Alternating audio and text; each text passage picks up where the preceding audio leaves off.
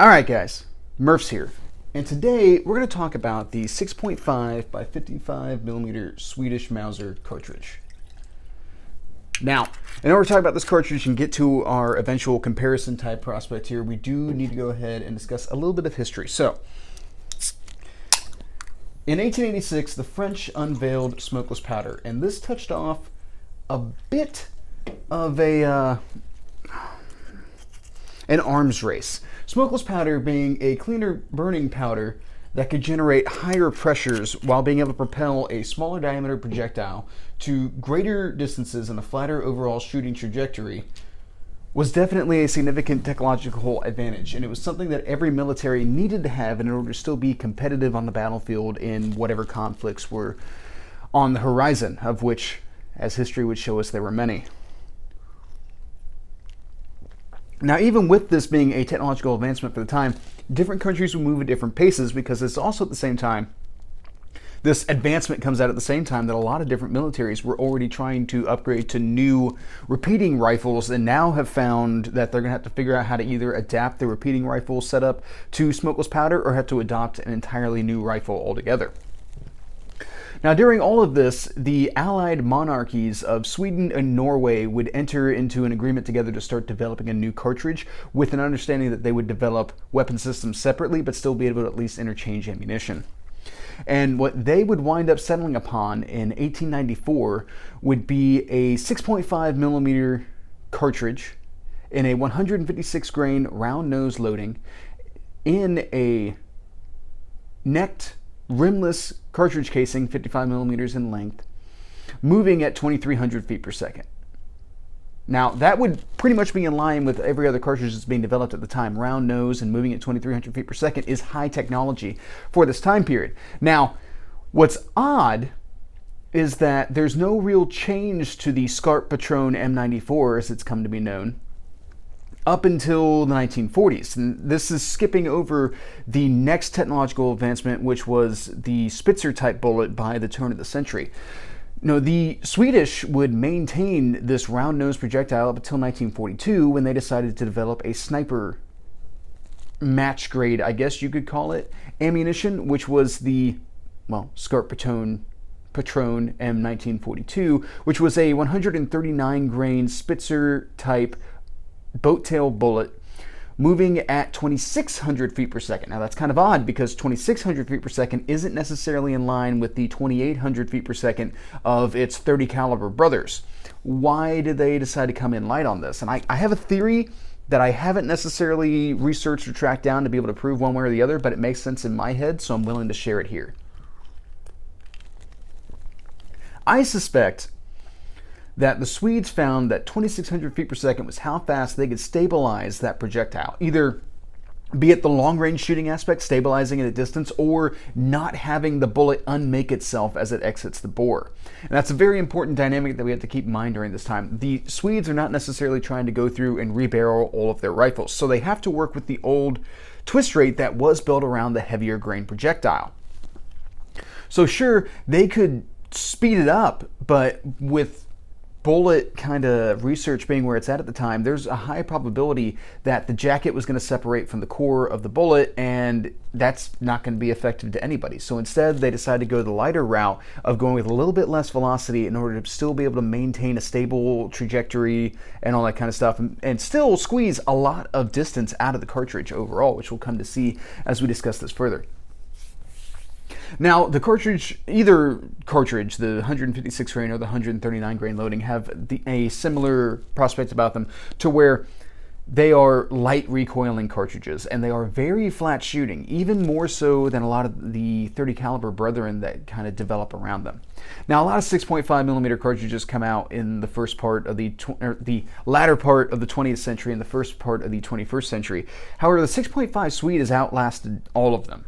Now, as a military cartridge, its days were numbered in the 1940s, and by the 1950s, with NATO and the standardization of the 308 and eventually the 5.56, it would quickly see itself out of military service, relegated initially to use by reserve forces and sniper rifles, to ultimately use by ceremonial guards, and then not even by that. However, the cartridge would still remain very popular in Scandinavia and Europe at large, being used as far and wide as Africa on plains game. However, it would never necessarily have a following in the United States. For some reason, the United States has had an aversion to 6.5mm cartridges until here recently with the 6.5 Creedmoor.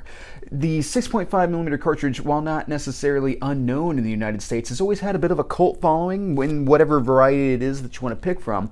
However, that does not mean that it was mainstream, and ammunition's been difficult to come by, especially rifles chambered in these cartridges. Now, why is that? I really don't have a good answer, in all honesty. However, there's a couple of things that come across to me for observation here. Americans have a tendency to be very attached to their Americanized calibers, 45 ACP, 30-06, all these types of things. So we have a tendency to be very entrenched in what we believe to be very good. Now, my first exposure to the 6.5 Swede was actually from a friend of mine who did a lot of long-range shooting and liked to build out purpose-built long-range rifles. And he would actually build 6.5 Swedes off of Savage actions and shoot them out to great distances quite frequently. And I found that to be very interesting, this kind of, to me, fairly unknown cartridge.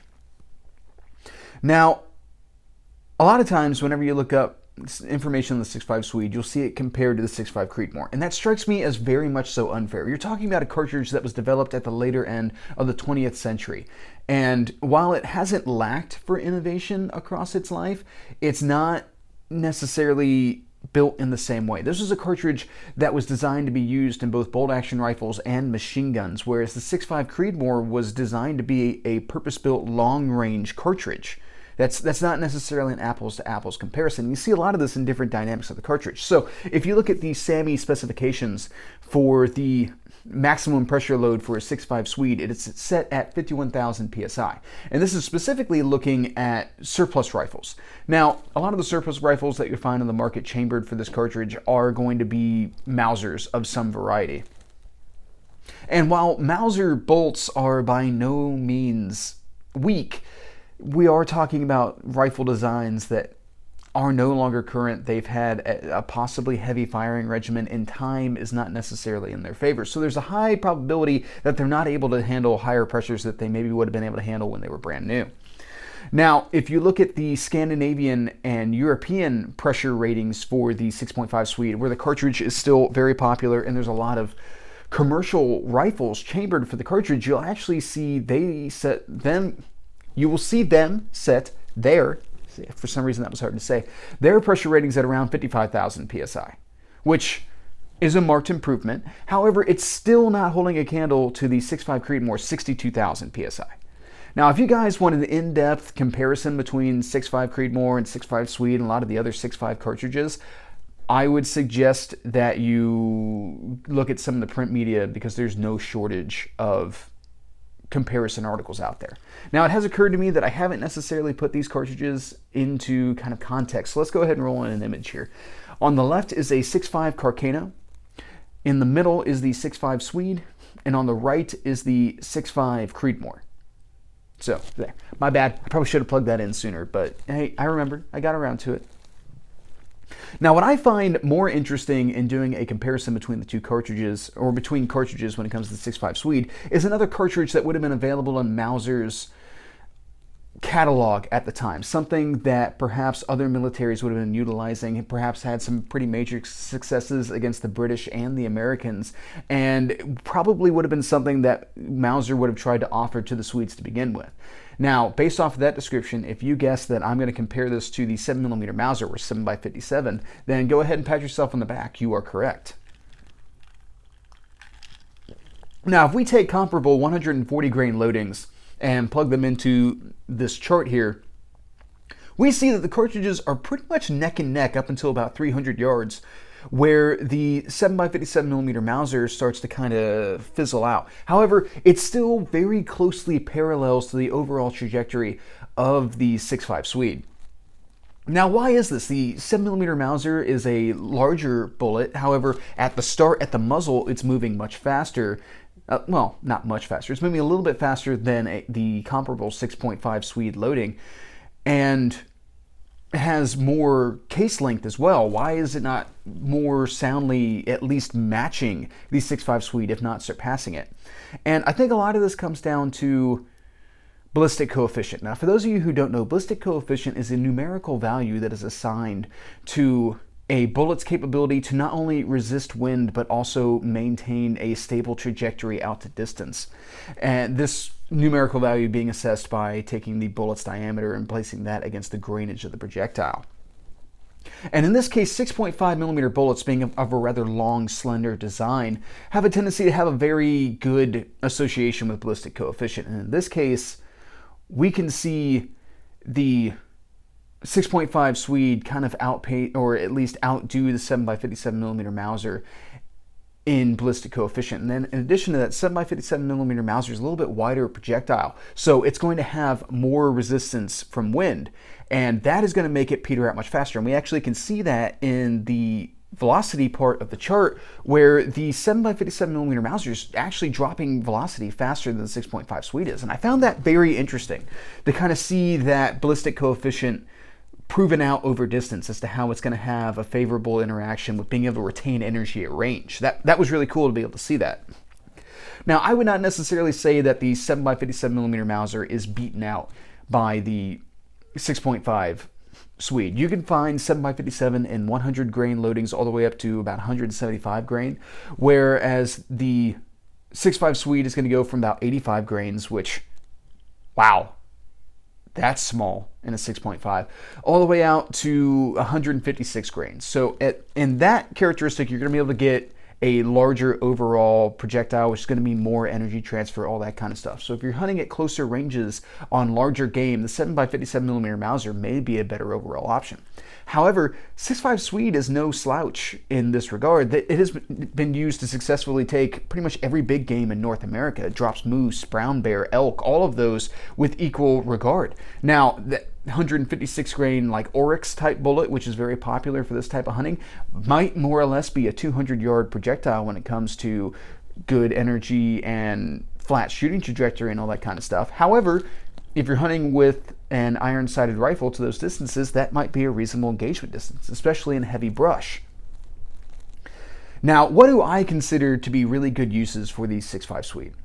Well, as a defensive cartridge, unless you're living in a rather urban environment, well, no, it would be bad in an urban environment. Unless you were living in a more rural environment, something along those lines, I don't think the 6.5 Swede is a good choice. You're definitely going to have an over-penetration issue overall. However, it might be excellent for bebopping around a farm, taking care of scavengers, or, you know, taking some pot shots at stumps, whatever it may be. Something to consider there.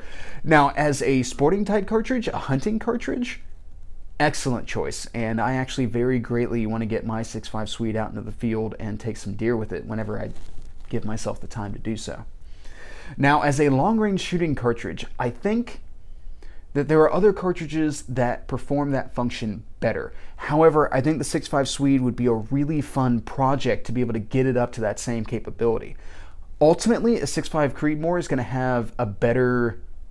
It's going to have an easier time being able to perform well at distance in kind of precision type applications, and that has definitely been born to be true in precision rifle competition. However, I think the 6.5 Swede could be definitely a hand loader's joy to kind of be able to piddle about with different loadings and cartridge, or, you know, bullet combinations and all that kind of stuff, seating depths, and could be a fairly fun challenge to be able to try to wring out the same accuracy that you get from a 6.5 Creedmoor.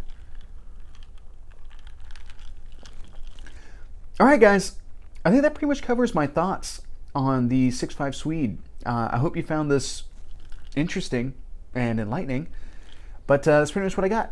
Have a good day.